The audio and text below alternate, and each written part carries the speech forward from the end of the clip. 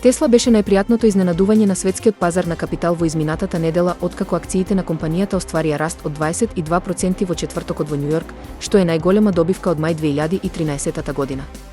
Растот на вредноста на акциите дојде откако производителот на автомобили објави изненадувачки силна заработка и прогноза за раст на продажбата на возила од дури 30% во следната година. Добрите резултати од третиот квартал беа поттикнати од пресвртот што го донесе Cybertruck, кој генерира профит за прв пат откако беше пуштен во производство. Пониските трошоци за материјали, проширувањето на енергетскиот бизнис и продажбата на кредити на производителите на автомобили на кои им е потребна помош за усогласување со ограничувањата за емисиите, исто така, придонесоа за најдобрата квартална заработка на Тесла во повеќе од една година.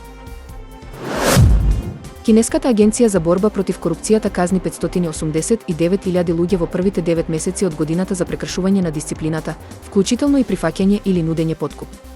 Меѓу казнетите има 53 функционери на министерско ниво, или еквивалентно, се вели во соопштението на Централната комисија за дисциплинска инспекција. Според комисијата, вкупно 2972 предмети биле префрлени на обвинителството за понатамошна истрага. Последната сеопфатна антикорупцијска кампања во Кина опфати рекорден број високи функционери 2 години поред, со фокус на финансиската индустрија. Властите ги означија некои банкари како хедонистички и создадоа нов работен комитет за финансиска корупција, што укажува на притисок за потраен надзор на секторот. Инвестицијскиот фонд на Саудиската Арамко одвои $100 милиони за инвестирање во стартапи со вештачка интелигенција, бидејќи сака да го забрза притисокот Саудиска Арабија да стане поконкурентна сила во глобалната вештачка интелигенција.